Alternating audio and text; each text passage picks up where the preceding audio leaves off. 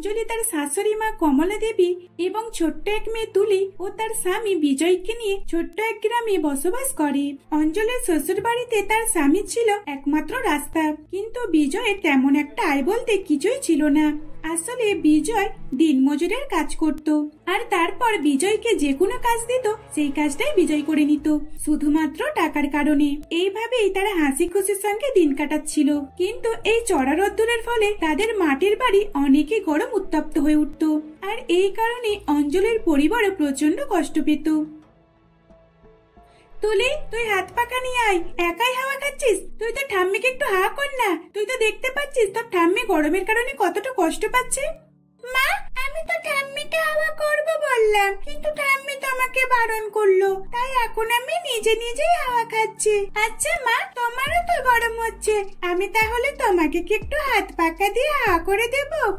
না রে মা, আমাকে হাত পাকা দিয়ে হাওয়া করতে হবে না। আমার এই গরম তো সব সময় হয়, কারণ দেখতেই তো পাচ্ছিস বাইরে কতটা চড়া পরিমাণে রোদ্দুর পড়েছে। আর এই রোদ্দুরে তুই আমাকে যতই যাই হোক করিস না কেন, আমার তো তাও গরম হবে। এইভাবেই অঞ্জলি তার পরিবারের সকলের সঙ্গে কথাবার্তা বলছিল।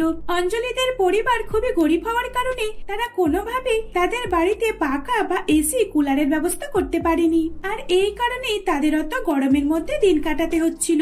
কিন্তু অন্যদিকে অঞ্জলির ধনী বোন বিপাশা, যে ছিল খুবই ধনী, আর তার স্বামী ছিল এক কোটিপতি। আর এই কোটিপতি বাড়ির বৌমা হয়ে বিপাশা অনেকে খুশি ছিল। পিউ, এই দেখ, আমি তোর জন্য আজকে কত কিছু খাবার অর্ডার করেছিলাম। তোর এই খাবারগুলো ভীষণ পছন্দ, তাই না? তাই আমি খাবারগুলো অর্ডার করে দিয়েছি, যাতে তুই স্কুল থেকে এসে চমকে উঠিস। মা, সত্যি আমি জানতাম তুমি ঠিক আমার জন্য কিছু একটা সারপ্রাইজ করবে, আর এটার জন্যই তো তোমাকে আমার খুব ভালো লাগে। আচ্ছা মা, তুমি তো জানো এখন থেকে একটু একটু বৃষ্টি শুরু হয়ে গেছে, আর ওইসব ছাতা নিয়ে আমি স্কুলে যেতে পারবো না। তুমি আমাকে একটা সুন্দর রেনকোট কিনে দেবে?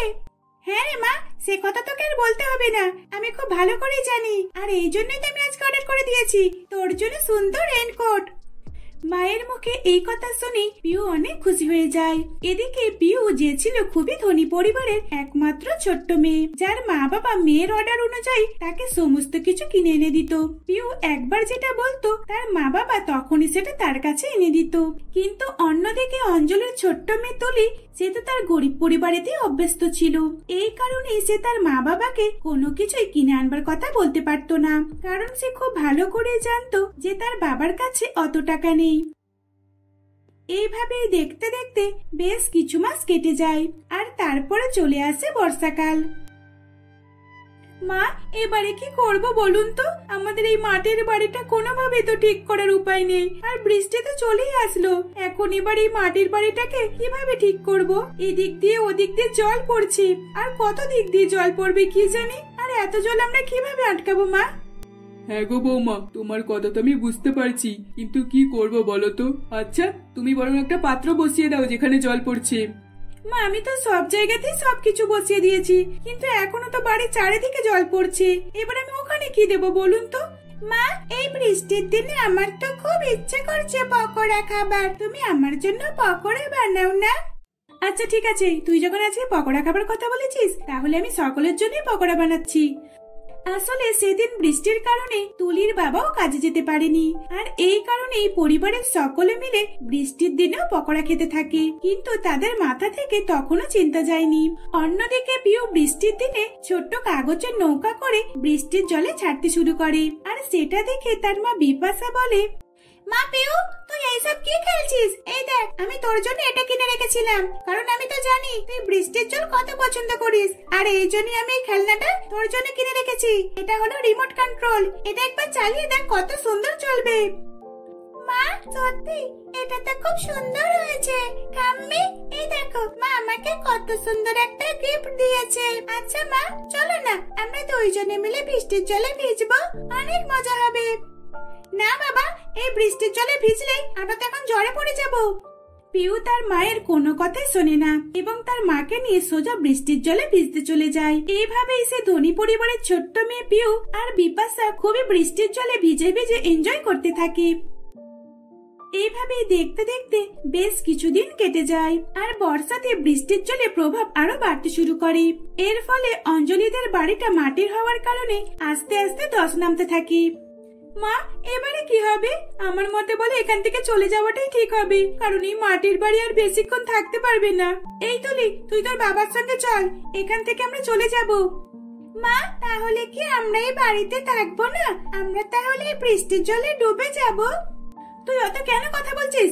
আমি তোকে যেটা করতে বললাম তুই সেটা কর। তুই তোর বাবার সঙ্গে সাবধানে চল, এখানে অনেক জল, না হলে তোর পা স্লিপ করে যেতে পারি। এইভাবে অঞ্জলি তার মেয়েকে বকাবকি করে সেখান থেকে বার করে নিয়ে চলে আসে। তাদের ওই একটি মাত্রই বাড়ি ছিল, যেটা বৃষ্টির জলে পুরোপুরি ভাবে ডুবে গেল। আর তারা যখনই মাটির মধ্যে থেকে বেরিয়ে আসে তখনই সেই বাড়িটা পড়ে যায়। এই কারণে অঞ্জলির পরিবারের খুবই মন খারাপ হয়ে যায়। এই একটা মাত্রই বাড়ি আমাদের, তাও আবার এই বৃষ্টির জলে ভেঙে গেল। এখন আমরা কোথায় যাব? কার কাছে গিয়ে উঠবো? কাদের বাড়িতে যাব? এখানে তো আমাদের সাহায্য করার মতো কেউ নেই। অঞ্জলির শাশুড়ি মা এইসব কথাবার্তা বলে সেখান থেকে চলে আসে। আর তারপর তারা একটা বট গাছের কাছে এসে দাঁড়ায়। যতক্ষণ না জল থামছে ততক্ষণ আমরা কিছুই করতে পারবো না, আমাদের এইভাবে বসে থাকতে হবে। এখন তো কোনো উপায়ও নেই, আর এখন তো কোনো কেউ কাজেও দেবে না। যদি কোনো কাজ হতো তাহলে আমরা সেই কাজ করে টাকা জোগাড় করে খাবার কিনে খেতাম। এখন তো কোনো কাজও নেই। গরিবদের জন্য বর্ষাকালটা একদমই ঠিক নয়। কেন যে এই বর্ষাকাল আসে কে জানে। অঞ্জলি তার পরিবারের সঙ্গে এইসব কথাবার্তা আলোচনা করছিল, কিন্তু অন্যদিকে তার ধনী বোন বিপাশা, সে তো তার একমাত্র মেয়ে পিউকে নিয়ে খুবই মজা আনন্দ করছিল। বাবা, আজকে এই বর্ষাকালে বৃষ্টির দিনে আমার ভুট্টা খাবার খুব ইচ্ছে করছে। তুমি কি আমাকে গরম গরম লেবু মাখিয়ে ভুট্টা নিয়ে এসে দেবে? তুই তোর বাবাকে বলছিস? তোর বাবা তো তোর জন্য আগে থেকে ভুট্টা এনে রেখে দিয়েছে রান্না করে। আমি রামুকে বলেছি নিয়ে এসে দিতে। এইভাবে বিপাশা এবং তার ধনী পরিবার বৃষ্টির দিনে সকলেই অনেক রকমের বর্ষাকালের খাবার এবং বৃষ্টির জলে অনেক মজা করতে থাকে। তারা একবারের জন্য বৃষ্টির জলকে কোনোভাবেই খারাপ বলে মনে করছিল না। তাদের তো বৃষ্টির জল ঘাটতে খুবই ভালো লাগছিল। আর এইভাবেই দেখতে দেখতে বেশ কিছুদিন কেটে যায়। একদিন বিপাশার স্বামী বিপাশাকে বলে, এতদিন হয়ে গেল আমি তোমাকে বলবো বলবো ভাবছি। আসলে আমার মালিক বলেছিল যে ল্যাবে যেতে হবে, কিন্তু বৃষ্টির জন্য তো আমরা যেতেই পারছিলাম না, তাই আমি না বলে দিয়েছিলাম। কিন্তু আজকে আমার মালিক খুবই রিকোয়েস্ট করেছে যাবার জন্য, তাই আমি হ্যাঁ বলে দিয়েছি। আচ্ছা ঠিক আছে, বৃষ্টি হচ্ছে তো কি হবে, আমরা তো আমাদের বড় এসি গাড়ি করে যাব, তাই না? বৃষ্টির জল তো আমাদের গায়ে লাগবেই না। চলো তাহলে আমরা বেরিয়ে পড়ি। এই বলে বিপাশার তার স্বামী বড় গাড়ি করে মালিকের বাড়ির উদ্দেশ্যে রওনা দেয়। তারা যখন রাস্তা দিয়ে যাচ্ছিল তখনই বিপাশা বলে, আরে ড্রাইভার, গাড়িটা থামাও। বিকাশ, ওই দেখো ওখানে আমার বোন অঞ্জলি আর ওর পরিবারও রয়েছে। ওরা বাড়ি ছেড়ে এখানে কি করছে? চলো একবার গিয়ে দেখা যাক। এই বৃষ্টির জলে ওরা তো ঠান্ডায় থরথর করে কাঁপছে। এভাবে ছেড়ে রেখে কিভাবে চলে যাব আমরা? বিপাশার এই কথা শুনে তখন তার স্বামী আর বিপাশা ছাতা নিয়ে গাড়ি থেকে নামে আর অঞ্জলির কাছে যায়। অঞ্জলি, তুই এখানে কেন? তুই এত বৃষ্টির জলে এখানে বসে রয়েছিস? তুই তোর বাড়িতে যাসনি কেন? আর তোর পরিবার এখানে? আমি তো কিছুই বুঝতে পারছি না। বিপাশা, আসলে তুই তো খুব ভালো করে জানিস আমাদের মাটির বাড়ি আর আমরা খুবই গরিব। গরিবদের জন্য এই বর্ষাকালে কত অসুবিধা সেটা তোরা কিভাবে বুঝবি? আসলে দেখ না, এই বর্ষায় বৃষ্টির কারণে আমাদের মাটির বাড়ি ভেঙে চুরমার হয়ে গেছে। তাই আমাদের মাথা গুঁজে থাকার মতো কোনো জায়গা নেই। আর সেদিন থেকে আমাদেরকে এখানে থাকতে হচ্ছে, আর আমরা এখানে না খাওয়া দাওয়া করেই বসে রয়েছি। অঞ্জলির মুখে এই কথা শুনে বিপাশা আর বিকাশের প্রচন্ড খারাপ লাগে। তখন তারা তাদের সকলকে নিয়ে নিজেদের বাড়িতে চলে যায়। তারপর অঞ্জলি তার গরিব বোনকে একটা বড় রুম দেয় আর সেখানে তাদেরকে খুব সুন্দর একটা কম্বল এবং গরম হিটার চালিয়ে দেয়। আর তারপর বিকাশের অফিসে বিজয়কে একটা কাজ দিয়ে দেয়। তখন অঞ্জলি এবং তার পরিবার সকলেই বিপাশার পরিবারকে অনেক ধন্যবাদ জানাতে থাকে। আর এইভাবেই তারা হাসি খুশিতে দিন কাটাতে লাগলো। কিরে রূপা, তোর এরকম মন খারাপ কেন? ও আচ্ছা, মনে হচ্ছে তোর বাবা আজকে তোকে টাকা দেয়নি, তাই তো? হ্যাঁ শিল্পা, তুই তো খুব ভালো করেই জানিস আমরা দুই বান্ধবী রোজেরই মশলা ফুচকা খাই। আর এই মশলা ফুচকা খেতে কতটা ভালো লাগে, কিন্তু আজকে তো বাবা আমাকে টাকাই দিল না, আর আমার কাছে খুচরো টাকাও নেই। তাহলে আমি কিভাবে এখন মশলা ফুচকা খাবো? আচ্ছা, একটা কাজ করলে হয়তো আজকে আমি তোকে খাইয়ে দিচ্ছি। কিন্তু হ্যাঁ, আমার মাথায় একটা প্ল্যান এসেছে। আজকে বরং আমরা ওই কাকুর থেকে দুইজনই ধারে ফুচকা খেয়ে নেব, আর তারপর কালকে আবার টাকা দিয়ে দেব। কিন্তু শিল্পা, বাবা তো আমাকে টাকা দেবে না বলে দিয়েছে, কারণ আমি রোজ রোজ এত ফুচকা খাই বলে বাবা বলে দিয়েছে মশলা ফুচকা খাওয়া আজ থেকে বারণ, আর আমাকে কোনো টাকা দেবে না বলেছে। এবার তাহলে আমি কিভাবে মশলা ফুচকা খাবো? রূপার মুখে এই কথা শুনে শিল্পা খুবই চিন্তার মধ্যে পড়ে যায়। তখন শিল্পা রূপাকে বলে, যা, তাহলে আজ থেকে মনে হয় আমাদের মশলা ফুচকা খাওয়া গেল। না না, এইভাবে এত সহজে আমরা মশলা ফুচকা খাওয়া ছেড়ে দিতে পারবো না। যেভাবেই হোক আমাদেরকে একটা কোনো উপায় বার করতে হবে। এইভাবেই তারা দুই বান্ধবী কথাবার্তা বলে নিজেরা নিজেদের বাড়িতে চলে যায়। আসলে তারা দুই বান্ধবী ছিল ফুচকা লাভার, তাও আবার মশলা ফুচকা। বেশি মশলা দেওয়া ফুচকা তাদের ভালো লাগতো। তারা দুই বান্ধবী যখনই ফুচকা খেতে যেত তখনই তারা অন্য কোনো ঠেলা গাড়িওয়ালার কাছে ফুচকা খেতে যেত না। তারা শুধুমাত্র রামু কাকার কাছে ফুচকা খেতে যেত। এই কারণেই রামু কাকাও তাদের দুই বান্ধবীকে খুব ভালো করে চিনে নিয়েছিল। এভাবেই দেখতে দেখতে বেশ কিছুদিন অতিবাহিত হয়ে যায়। এমনই একদিন রূপা অনেকে মন খারাপ করে থাকে।